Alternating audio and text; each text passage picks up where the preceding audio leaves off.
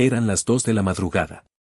La casa estaba sumida en un silencio casi antinatural, de esos que preceden a las tormentas. Me llamo Damián Rojas, tengo 42 años, y en ese momento, estaba sentado en la oscuridad de mi propia sala, esperando. No sabía qué esperaba, pero una parte de mí, una parte que había intentado enterrar bajo 5 años de vida suburbana, siempre estaba alerta. Entonces lo oí. Un clic metálico, sutil, casi imperceptible para un oído no entrenado. El sonido de una cerradura siendo forzada. No me moví. Mi respiración se mantuvo calmada, mis músculos relajados. Observé cómo 3 sombras se deslizaban dentro de la casa, moviéndose con una fluidez torpe que pretendía ser profesional. El más corpulento de ellos, una montaña de hombre con un pasamontañas, me vio. Se detuvo, sorprendido de encontrarme despierto, esperándolo. Levantó su pistola, el cañón un agujero negro y sin fondo en la penumbra. Se acercó hasta que pude oler el tabaco rancio en su ropa. Qué triste, siseó con una voz rasposa, cargada de un cruel regocijo. Tu propia esposa te quiere muerto. La frase quedó suspendida en el aire, diseñada para romperme, para llenarme de pánico y desesperación. Pero en mí, solo encontró un vacío helado. No reaccioné. Mis ojos se adaptaron a la oscuridad, enfocándose no en el arma, sino en su muñeca. La luz de la luna que se filtraba por la ventana incidió sobre un trozo de piel expuesta, revelando un tatuaje. Una telaraña. El símbolo inconfundible del sindicato Volkov. La marca personal de los hombres de Serga. En ese instante, todas las piezas del rompecabezas que habían estado flotando en mi mente durante los últimos 6 meses encajaron con una claridad brutal. Una sonrisa helada, una mueca extraña que no había sentido en mi rostro en mucho tiempo, se dibujó en mis labios. El hombre pareció desconcertado por mi falta de miedo. Hablé, y la voz que salió de mi garganta no era la de Damián Rojas, el consultor de seguridad de Chicago. Era una voz más profunda, más fría, una voz resucitada de las tumbas de Europa del Este. Dile a tu jefe, dije lentamente, saboreando cada palabra, que el fantasma de Kiev recuerda muy bien su cara. El sicario se quedó paralizado. Bajo el pasamontañas, pude sentir su repentino terror. El nombre, la cicatriz. Había cometido un error fatal. Me había subestimado. Esa fracción de segundo de shock fue todo el tiempo que necesité. 6 meses antes, mi vida era una fachada perfecta. Dirigía una exitosa pero discreta firma de consultoría de seguridad en Chicago. Mi esposa, Lorena Garza de Rojas, era una abogada brillante y ambiciosa, la clase de mujer que iluminaba cualquier habitación en la que entraba. Llevábamos 8 años casados, viviendo en una hermosa casa en un suburbio tranquilo, la encarnación del sueño americano. Para ella, yo era Damián, un esposo estable, algo predecible, un hombre bueno cuyo mayor drama era una negociación de contrato difícil. Ella no sabía nada del fantasma de Kiev. No sabía de las noches en Praga, de los callejones oscuros en Bucarest, ni del hombre cuya vida y carrera criminal yo había desmantelado pieza por pieza, dejándole una cicatriz en la cara como recuerdo permanente. Ese hombre era Serga Volkov. Y yo lo creía un fantasma de mi pasado, un capítulo cerrado y enterrado bajo una vida de normalidad. Pero los fantasmas, como pronto descubriría, tienen la mala costumbre de no permanecer muertos. Y a veces, la persona que duerme a tu lado es quien te entrega las llaves de tu propia tumba. La traición no es un trueno repentino, es una lenta filtración de veneno. Durante los últimos 6 meses, mi casa se había convertido en un museo de las mentiras de Lorena, y yo era su único y silencioso visitante. Todo comenzó con las llamadas telefónicas. Lorena, que siempre había compartido cada detalle de su día conmigo, empezó a tener conversaciones susurradas a altas horas de la noche. Cuando le preguntaba, la respuesta era siempre la misma, pronunciada con un toque de impaciencia: es sobre el caso de mi cliente, Damián. El señor Gilmore. Es complicado. Morris Gilmore. Conocía el nombre. Un promotor inmobiliario con una reputación tan turbia como las aguas del río Chicago. Luego vinieron las compras. Un bolso de Prada de $5.000 que apareció en su armario. Un reloj Cartier que, según ella, había sido un bono increíble en el trabajo. Yo dirigía un negocio exitoso, nuestras finanzas eran cómodas, pero esos eran lujos que no cuadraban con nuestras discusiones sobre ahorrar para una casa de vacaciones. Cuando le pregunté al respecto, su respuesta fue afilada: ¿acaso no puedo darme un capricho con mi propio dinero? ¿Ahora eres mi contable? Me hizo sentir pequeño, controlador. Así que dejé de preguntar.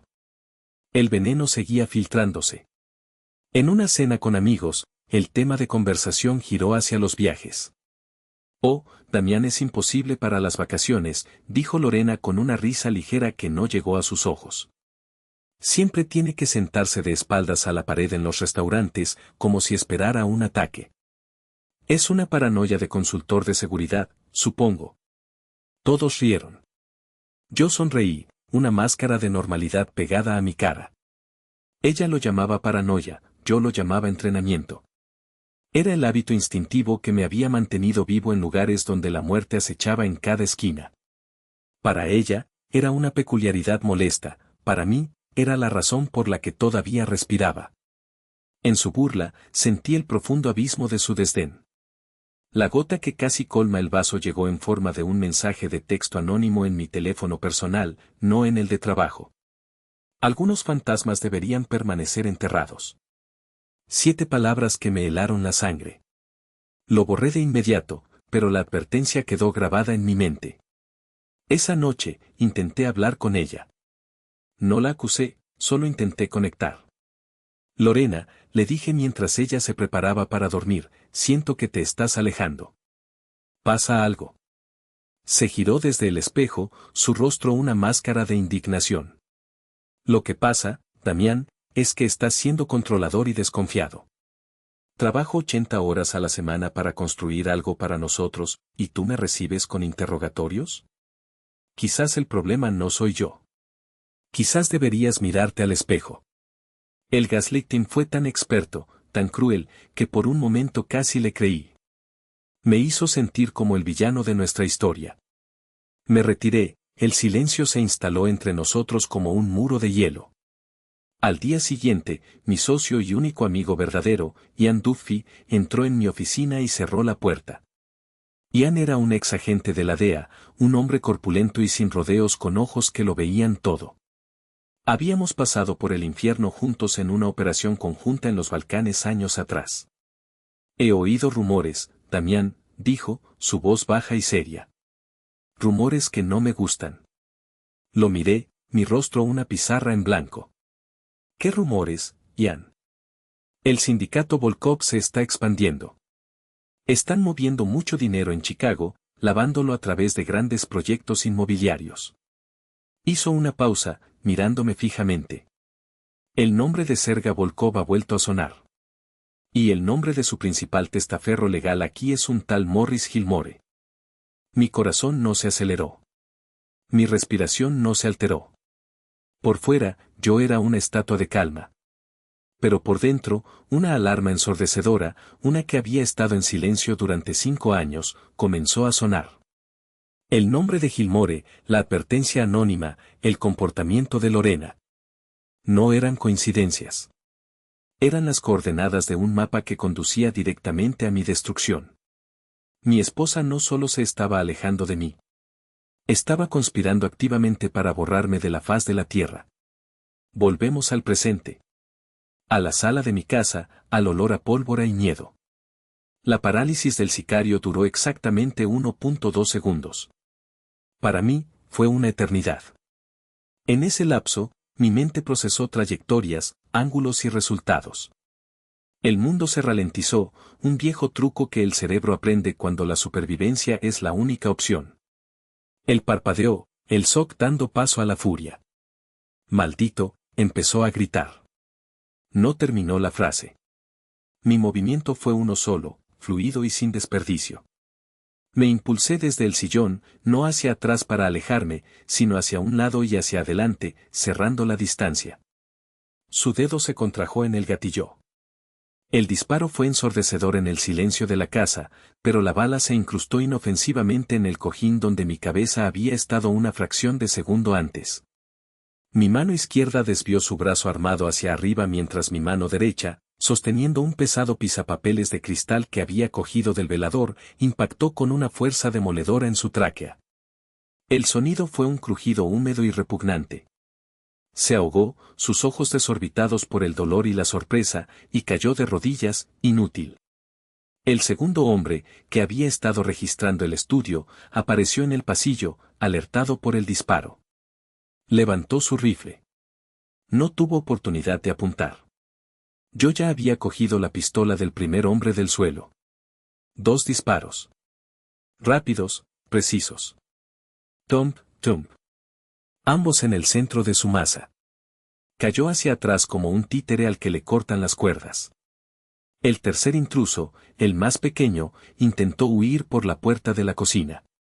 Lancé un cuchillo de cocina que Lorena siempre dejaba en el bloque de madera del mostrador. No apunté a matar. Apunté a incapacitar. La hoja se clavó profundamente en su pantorrilla, seccionando el músculo.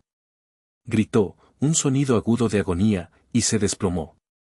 En menos de 15 segundos, la batalla había terminado. El silencio regresó, más pesado y denso que antes, manchado de sangre y muerte. El olor metálico llenaba el aire. Miré a mi alrededor. Mi hermosa casa, el santuario que había construido para escapar de este mismo tipo de violencia, ahora era un matadero. Fue entonces cuando oí el sonido de un coche deteniéndose en la entrada. Las luces barrieron la sala. Era Lorena. Antes de lo esperado. La puerta principal se abrió. Lorena entró, su teléfono en la mano. Alexei, no countis, comenzó a decir, pero se detuvo en seco. Su boca se abrió en una O perfecta de horror. Sus ojos, anclados en los cuerpos que yacían en su suelo de madera de roble, se abrieron como platos. El bolso de Prada se le resbaló de los dedos y cayó al suelo con un ruido sordo. Dios mío, Damián. ¿Qué has hecho? Gritó, su voz temblando, una actuación casi perfecta de una esposa aterrorizada. Casi. Porque en sus ojos, detrás del SOC, vi un destello de algo más, cálculo. Estaba evaluando la situación, procesando el fracaso de su plan. Con una calma que la aterrorizó más que cualquier grito, me acerqué al cuerpo del primer hombre. Le quité el pasamontañas. No reconocí su rostro, pero no importaba. Lo que importaba era el mensaje. Me erguí, la pistola aún caliente en mi mano, y la miré directamente a los ojos. El hombre que ella creía conocer, el aburrido y predecible Damián, se había desvanecido. En su lugar estaba el fantasma. La verdadera pregunta es, ¿qué has hecho tú, Lorena?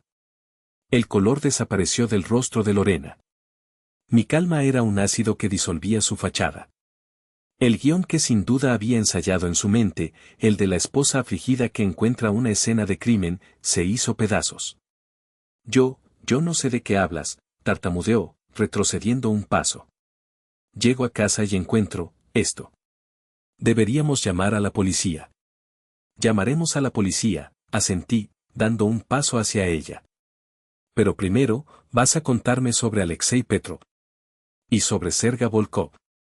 Y sobre por qué sus hombres están muertos en nuestra sala.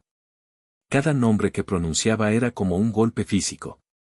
Se tambaleó, apoyándose en la pared para no caer. La mención de Serga la rompió. Las lágrimas brotaron de sus ojos, pero esta vez eran reales. Lágrimas de miedo, no de pena.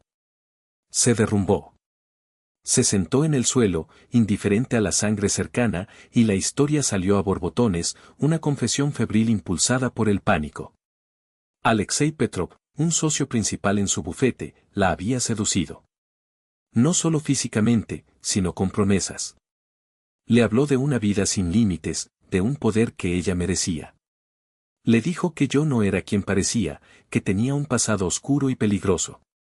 Y le presentó a un cliente que podía hacerla rica, Serga Volkov. Él solo quería información, Damián, sollozó. Sobre tus rutinas, la seguridad de la casa. Juró que solo querían asustarte, hacer que vendieras tu empresa. Nunca dijo que te matarían. Te lo juro. Escuché en silencio, mi rostro impasible. Cada palabra era una nueva puñalada en la espalda de un cadáver. El hombre que la había amado ya estaba muerto. Me sentí atrapada, continuó, su voz desesperada. Tú siempre eras tan perfecto. Tan calmado. Nunca necesitabas nada. Me sentía invisible a tu lado. Alexei, él me hizo sentir poderosa. La miré, y por un fugaz y doloroso instante, el fantasma desapareció. Vi a la mujer de la que me había enamorado, asustada y rota. Y en mis ojos, ella debió ver un destello de ese hombre, porque un atisbo de esperanza cruzó su rostro. Fue un error. Un error que no volvería a cometer. La máscara del fantasma volvió a su lugar, más fría y dura que antes. El dolor se transformó en un propósito gélido. Levántate, le ordené. Mi voz era plana, sin emoción. Ella obedeció, temblando. Necesito pensar, dije, las palabras saliendo con una lentitud deliberada. Esto es, demasiado. Voy a ir a nuestra cabaña en las montañas por unos días. Para despejar la cabeza. No llames a nadie. No digas nada. Limpia esto. Cuando vuelva, decidiremos qué hacer. Cabaña. La palabra clave. Nuestro supuesto refugio seguro, un lugar del que le había hablado pero que nunca le había mostrado. Ella sintió, un inmenso alivio inundando sus facciones. Creía que me estaba retirando, que le estaba dando espacio. Creía que tenía el control. No podía estar más equivocada. Subió las escaleras, probablemente para llamar a Alexei y decirle que el plan había salido terriblemente mal. Esperé hasta oír el clic de la puerta de nuestro dormitorio al cerrarse. Entonces, saqué un pequeño teléfono encriptado de un compartimento secreto detrás de un cuadro. Un vestigio de mi vida anterior que nunca había desactivado. Marqué el único número en su memoria. Ian contestó al primer tono. No dije hola. No hubo preámbulos. Solo pronuncié una palabra. Cabaña. Hubo una pausa de un segundo en el otro lado de la línea. Luego, la voz grave de Ian, sin rastro de sorpresa. Entendido. Protocolo fantasma activado. Estado. 3 hostiles neutralizados en casa. El paquete está comprometido. Repito, el paquete está comprometido. Paquete era nuestro código para Lorena. Recibido. Te veo en el punto de encuentro en 90 minutos. Colgué. Miré por última vez la sala, el desastre, la sangre que manchaba la alfombra persa que habíamos elegido juntos. Damián Rojas, el esposo, el empresario, el hombre que había intentado construir una vida normal, murió en esa casa esa noche. Salí por la puerta trasera y me desvanecí en la oscuridad, dejando atrás una vida que era una mentira y una mujer que había firmado su propia sentencia. El fantasma de Kiev había vuelto de entre los muertos. Y venía a cazar. La cabaña no estaba en las montañas. Estaba en el corazón industrial de Chicago, un laberinto de ladrillo oxidado y acero olvidado. Conduje mi coche de diario a un aparcamiento de larga estancia en el aeropuerto y lo abandoné. Desde allí, tomé 3 transportes públicos diferentes, una rutina de contravigilancia tan arraigada en mí que la realizaba de forma automática. Finalmente, llegué a un viejo almacén que mi empresa poseía bajo un nombre corporativo anónimo. Dentro, en una esquina oculta tras pilas de cajas, había un contenedor de transporte. No contenía mercancía. Contenía mi pasado. Abrí la pesada puerta de acero. El aire viciado y el olor a aceite de armas me recibieron como a un viejo amigo. Dentro, todo estaba meticulosamente organizado.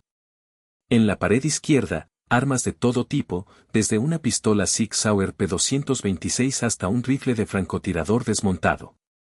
En la pared derecha, equipo de vigilancia, dispositivos de escucha y un rack de servidores zumbando suavemente. En el centro, una mesa con múltiples pasaportes falsos, fajos de dinero en efectivo en diferentes divisas y una muda de ropa funcional y anónima. Me despojé de mi traje de Damián Rojas como si fuera piel vieja y quemada. Me puse unos pantalones cargo negros, unas botas de combate y una simple camiseta gris. El cambio fue más que físico. Con cada pieza de ropa, con cada arma que revisaba y preparaba, sentía como la fachada de civilidad se desmoronaba, revelando la estructura de acero que había debajo. El fantasma no era un disfraz, era mi estado natural. Damián Rojas había sido la máscara. Ian llegó exactamente 90 minutos después de mi llamada. Entró en el contenedor y me miró. No dijo lo siento. No preguntó cómo estaba. Simplemente asintió. Pareces tú mismo otra vez, fue todo lo que dijo. Ojalá no fuera necesario, respondí, mi voz más áspera de lo normal. Durante la siguiente hora, trabajamos en silencio, un equipo perfectamente sincronizado. Mientras yo preparaba mi equipo, Ian se sentó ante el rack de servidores, sus dedos volando sobre el teclado. Estoy dentro de la red del bufete de Lorena, murmuró. Accediendo a los registros de clientes, aquí está. Morris Gilmore. Ha estado canalizando millones para una corporación fantasma, Bostock Holdings. La dirección registrada es un apartado de correos en Delaware. Pero los registros de transferencia bancaria, todos van a cuentas en las Islas Caimán vinculadas a Serga Volkov. Necesito a Gilmore, dije, insertando un cargador en mi pistola. Él es el eslabón débil. Él sabe dónde se esconde Serga. Gilmore es un cobarde, pero no es estúpido, replicó Ian, ampliando un mapa de la ciudad en una de las pantallas. Su oficina es una fortaleza. Seguridad privada, cámaras por todas partes. La seguridad está diseñada para detener a criminales comunes, dije, colocando un pequeño auricular en mi oído. Yo no soy un criminal común. Ian me pasó una tableta. Mostraba los planos del edificio de oficinas de Gilmore. Tus puntos de entrada. El garaje tiene un punto ciego en la cámara del nivel P3. Y hay un conducto de mantenimiento que sube directamente al piso de su oficina, el 45. Estudié los planos. La información se asentó en mi mente, formando un plan tridimensional. Estaré dentro en una hora. Mantén las comunicaciones abiertas. Una vez que tenga a Gilmore, sabremos dónde está el nido de la serpiente. Ian me miró, una rara expresión de preocupación en su rostro. Damián, una vez que cruces esta puerta, no hay vuelta atrás. El fantasma no puede volver a esconderse. Lo miré, mi rostro una máscara de determinación. Lo sé. Damián Rojas murió esta noche. El fantasma es todo lo que queda. Y tiene cuentas que saldar. La oficina de Morris Gilmore en el piso 45 era un monumento a la arrogancia. Ventanales del suelo al techo ofrecían una vista panorámica de Chicago, un reino que él creía gobernar desde su trono de cuero italiano.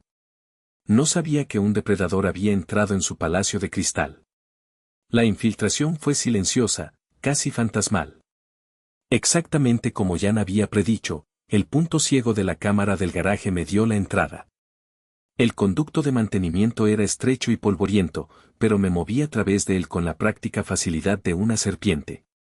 Salía un pequeño armario de conserjería en el piso 45, a pocos metros de la suite de Gilmore.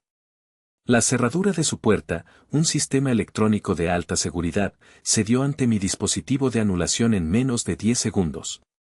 Me senté en su silla, la que daba la espalda a la puerta, y esperé en la oscuridad.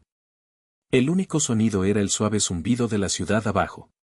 A las 10:30 de la noche, Gilmore entró. Venía tarareando, ebrio de éxito y de una cena cara.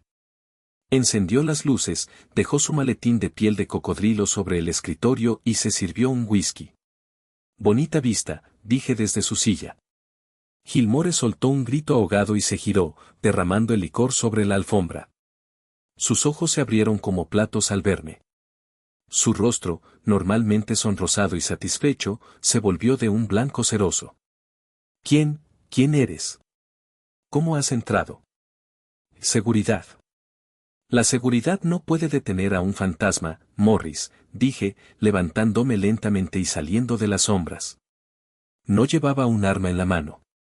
No la necesitaba. Mi presencia era el arma. No sé quién eres, pero quieres dinero, ¿verdad?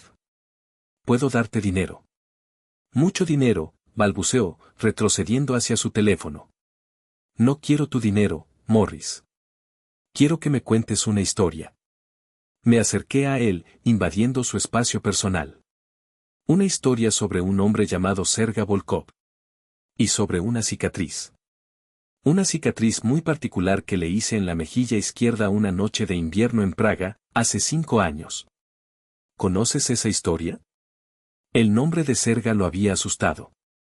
Pero la mención de la cicatriz, un detalle conocido solo por un círculo muy íntimo y muy muerto, lo aterrorizó. El color desapareció por completo de su rostro. Me miró, y vi el reconocimiento y el pánico absoluto en sus ojos. Estaba mirando a una leyenda que se suponía que estaba muerta, a un monstruo de los cuentos de guerra de Lampa. Tú, susurró, su voz apenas un hilo. Eres él. El fantasma. Ahora que hemos establecido las presentaciones, vas a contarme todo, dije, mi voz un susurro mortal. ¿Dónde se esconde Serga? ¿Cuál es su plan? Y cada detalle sobre cómo usaste a mi esposa para llegar a mí. El terror es un suero de la verdad muy eficaz. Gilmore, el tiburón corporativo, se convirtió en un pececillo asustado. Se derrumbó en el sofá y me lo contó todo. Serga estaba usando un almacén abandonado en el distrito industrial. El plan era que Lorena lo llamara, fingiendo estar secuestrada, para atraerme a una trampa mortal. Me dio la dirección, los nombres de los lugartenientes de Serga, los detalles de sus operaciones de lavado de dinero. Me lo dio todo, suplicando por su vida. Cuando terminó, lo miré con un desprecio gélido. Hay un vuelo a Río de Janeiro que sale de Oare a las 2 de la mañana, le dije. Te sugiero que estés en él. Si sigues en Chicago mañana por la mañana, Serga te matará por hablar conmigo. Si intentas advertirle, te mataré yo mismo. Asintió frenéticamente, ya buscando su cartera. Me di la vuelta para irme. Una cosa más, Morris, dije sin mirarlo. Cuando estés escondido en algún agujero del tercer mundo, recuerda que el fantasma de Kiev te dio la oportunidad de correr. Es más de lo que tú o mi esposa merecíais. Y con eso, me desvanecí de nuevo en las sombras, dejando a un hombre roto en su palacio de cristal, la primera pieza de dominó en caer. El almacén era una bestia de hormigón y óxido en el corazón de la decadencia industrial de Chicago. Desde un tejado a 300 metros de distancia, lo observé a través de la mira térmica de mi rifle. Estaba lleno de vida. 12 hombres de Serga patrullaban el perímetro. En el interior, otros 8 estaban en posiciones estratégicas. Una fortaleza. Una trampa mortal. Y yo iba a entrar directamente. Están esperándote, dijo la voz de Ian en mi auricular. Es un campo de tiro. Francotiradores en las vigas, hombres apostados en todas las entradas. No puedes entrar solo. No voy a entrar solo, respondí, mientras observaba los patrones de las patrullas. Voy a ser el cebo. Dejé el rifle y me preparé. Mi plan no era un asalto, era una demolición quirúrgica. 1 hora después, caminé por la calle principal que llevaba al almacén. Salí de las sombras, visible bajo las luces anaranjadas de las farolas. Caminé con un propósito, sin prisa, como un hombre que va a una cita. Las alarmas se dispararon dentro del almacén. Los guardias exteriores corrieron a cubrirse, gritando en ruso por sus radios. Las pesadas puertas de acero del almacén se abrieron con un chirrido, revelando el interior iluminado como un escenario. En el centro, estaba Serga Volkov. Más viejo, más duro, pero inconfundible. La cicatriz en su mejilla, mi obra maestra, se contraía con su sonrisa de suficiencia. A su lado, atada a una silla, estaba Lorena. Tenía una mordaza en la boca y sus ojos estaban desorbitados por el terror. El fantasma, gritó Serga, su voz amplificada por la acústica del almacén. Has venido a tu propia ejecución. ¡Qué considerado! Entré, con las manos en alto, a la vista de todos. Estoy aquí, Serga. Suéltala. Esto es entre tú y yo. Serga se rió, un sonido áspero y desagradable. Oh, no. Ella se queda. Quiero que vea cómo muere el gran hombre por el que lo arriesgó todo. Quiero que vea cómo el fantasma se convierte en un simple cadáver. Levantó la mano, a punto de dar la orden a sus francotiradores. Estaba saboreando su momento de triunfo. Y ese fue su error. Se concentró tanto en mí, el cebo, que se olvidó de vigilar sus flancos. Ahora, Ian, susurré en mi micrófono. En el preciso instante en que la mano de Serga comenzó a bajar, el muro este del almacén explotó hacia adentro. No fue una explosión caótica, fueron 3 cargas de corte colocadas con precisión que abrieron un boquete de 10 metros en el hormigón. A través del humo y el polvo, el equipo de Ian, 4 operadores vestidos de negro y equipados con armamento militar, entró como una marea mortal. El caos se apoderó del almacén. Los hombres de Serga, preparados para un solo objetivo, fueron tomados por sorpresa y diezmados por un fuego cruzado profesional. La trampa de Serga se había convertido en su tumba. Y en medio de la sinfonía de disparos y gritos, yo empecé a moverme. Mi objetivo no eran los sicarios. Mi objetivo era la serpiente. En medio del pánico, Serga reaccionó como la rata acorralada que era. Agarró a Lorena, arrancándola de la silla y usándola como escudo humano. Puso el cañón de su pistola en su sien y comenzó a retroceder hacia una salida trasera, mientras sus hombres caían a su alrededor bajo el fuego preciso del equipo de Ian. El caos era mi elemento. Me moví a través de él, una sombra entre destellos de disparos. Los gritos, las explosiones, todo se desvaneció en un segundo plano. Mi mundo se redujo a un túnel, y al final de ese túnel estaban Serga y Lorena. Los intercepté cerca de la puerta de carga. El equipo de Ian había asegurado el perímetro, creando un círculo de muerte del que Serga no podía escapar. Estábamos solos los 3, en un pequeño claro en medio de la tormenta. Se acabó, Serga, grité por encima del ruido. Si me acerco, ella muere, gritó él, su voz temblando de rabia y miedo. Apretó el arma contra la cabeza de Lorena. Ella sollozaba, sus ojos fijos en mí, una mezcla de terror y una súplica desesperada. Mírala, fantasma, se burló Serga. La mujer que te vendió por un puñado de $. ¿Y todavía vienes a salvarla? Eres un sentimental. Siempre lo fuiste. Tenía razón.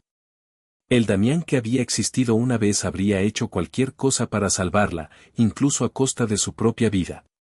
Pero Damián estaba muerto. Miré a Lorena, ignorando a Serga por un momento. Nuestros ojos se encontraron. Vio algo en mi mirada que hizo que sus sollozos se detuvieran. No vio amor. No vio odio. Vio un final. Mi voz, cuando hablé, fue suave, casi un susurro, pero cortó el ruido de la batalla como un cuchillo. Te perdono, Lorena. Las palabras la golpearon más fuerte que una bofetada. La confusión inundó su rostro. Incluso Serga, por una fracción de segundo, pareció desconcertado. Esperaba ira, negociación, amenazas. No esperaba la absolución. Esa fracción de segundo fue una ventana. Una que había creado deliberadamente. En el instante en que la presión del arma de Serga vaciló mínimamente contra la sien de Lorena por su sorpresa, mi pistola ya estaba en mi mano. No apunté a su cabeza. Era un disparo arriesgado con Lorena tan cerca. Apunté a su mano. El disparo fue un único y agudo chasquido. La pistola de Serga salió volando de su mano destrozada. Rugió de dolor, y en ese momento de agonía, su instinto fue empujar a Lorena lejos de él. Fue su último error. Mi segundo disparo fue para él. Preciso. Final. Directo al centro de la cicatriz que yo le había puesto años atrás. Cayó hacia atrás, sus ojos vidriosos fijos en el techo, el gran Serga Volkov reducido a un simple cadáver en un suelo sucio de Chicago. El silencio cayó. Las sirenas de la policía aullaban en la distancia, acercándose rápidamente. Ian y su equipo se desvanecieron tan rápido como habían aparecido. Lorena estaba en el suelo, mirándome, temblando incontrolablemente. Me acerqué y dejé un teléfono desechable a sus pies. Ahí dentro, dije, mi voz desprovista de toda emoción, hay una grabación de la confesión de Gilmore. Hay registros bancarios que te implican a ti y a todo el bufete. ¿Hay suficiente para que el FBI te ofrezca un trato y entres en protección de testigos, o suficiente para que te pudras en una celda por el resto de tu vida? Me di la vuelta. Damián, espera, susurró. Me detuve, pero no me giré. Damián está muerto, dije. Murió en nuestra casa esta noche. Tú lo mataste. Me desvanecí en las sombras justo cuando las primeras luces de la policía inundaban el almacén. Le di a la mujer que intentó matarme una oportunidad. Una elección. No fue venganza. Fue algo más frío, más limpio. Fue justicia. Pero mientras me alejaba, una pregunta persistía en el aire silencioso. ¿Hice lo correcto o mi misericordia fue mi última debilidad? ¿Qué habrían hecho ustedes en mi lugar?